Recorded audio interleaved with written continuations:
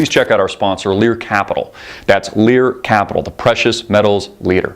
Buy gold, buy silver, do it today.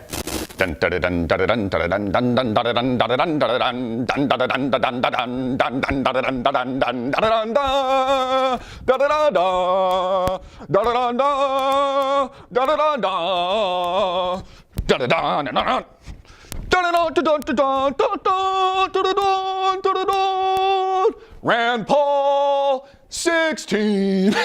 Rand Paul 16. Hey everybody, I'm Christopher Green and you're tuning into AMTV, Alternative Media Television. It's April 6, 2015, and Rand Paul to announce his presidential campaign on Tuesday. The question we need to ask is what is really going to change? And more importantly, does Rand Paul have a chance? In an era, in a time of our society, when you just look at the evidence, the U.S. federal government is run by an oligarchy. In fact, it's not quite a kingship, but it's pretty close, just a tad better. With the third Bush, Jeb Bush, running in 2016. With Hillary Clinton running in 2016. This revolving door of politician and president, as in the case of the Clintons, to new president. I mean, sooner or later, Chelsea will be running for the next presidential election. And Bush's offspring, after marrying the Clintons and producing a gargoyle child, will run for that new election. Because the society and the governmental structure that was originally set up is no longer in existence today. It's an oligarchy represented by the Clintons and the Bushes. And it marginalizes people like Rand Paul. It marginalizes the alternative view, which really isn't alternative. It's actually based on the principles of how and why this country was founded in the first place. Based on constitutional principles, based on liberty, based on filibustering drone strikes, as was the case with Rand Paul.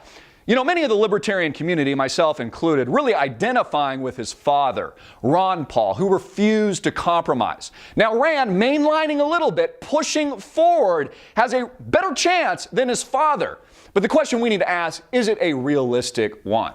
Will he be able to topple a Hillary Clinton in 2016 if she runs? Will he be able to topple the Bushes? Does he have enough financial backing? I mean, it really just comes down to money. Does Rand Paul have the billions necessary to win this election? Or is it a moot point? Will it only create a vacuum and maybe help Hillary Clinton get into power? Will it only create a vacuum and maybe help Jeb Bush come into power? Again, the United States of America, no longer a constitutional republic, not even a democracy, just an oligarchy run by these really two families, the Clintons and the Bushes. I mean, at least with Obama, he was a wild card. Even if he wasn't born in America, at least he came from a different place. At least there was a different last name, Barack Hussein Obama, but not in the case of the Bushes or the Clintons. Now keep in mind with this revolving door and Hillary, who's really just an extension of Obama, which we need to keep in mind. If you vote for Hillary Clinton in 2016, you're really just voting for a third term for Obama. You're just continuing the fascism. You're continuing Benghazi Gate. You're continuing her destroying her email server, her personal emails, which she had a server. She didn't know it was wrong, but she had her own personal server and then deleted all the emails around Benghazi Gate. And God knows what else. You're really just voting for a continuation of the Obama administration. And it only just proves a point how screwed up America actually is. How weak it actually is. How its transition from what was intended to be a constitutional republic, represented by the people, for the people, these people in power representing us, has been flipped and turned on its head where it only represents corporate interests. Clinton, Bush, they represent the corporate agenda. You know, that's why Rand Paul, for example, is a better alternative in my opinion. Even though he's mainlining a little bit, even though he's trying to gather as much support as possible, at least he stands for something. You know, at least he actually will filibuster drone strikes. He'll stand up and against the surveillance state, this mass spying by the NSA and intelligence agencies here in the United States. At least he has some libertarian values that he's trying to push forward.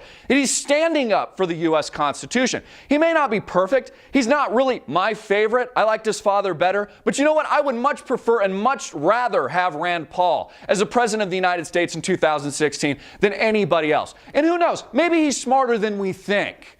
Maybe he's just as hardcore as his father, Ron. Maybe he's just, again, mainlining. Once he gets in as the equivalent Manchurian libertarian candidate, he'll flip the country back in reverse to where it should be. Back to the constitutional principles that founded this great nation, that shed blood. The millions that gave their lives so that I had a platform so I could come on camera today and speak my mind. That kind of America, a real place where there isn't taxation without representation, where the elite aren't simply representing themselves and large corporate interests, where we have a true republic, a true constitution that will be defended by our president and the people that he represents.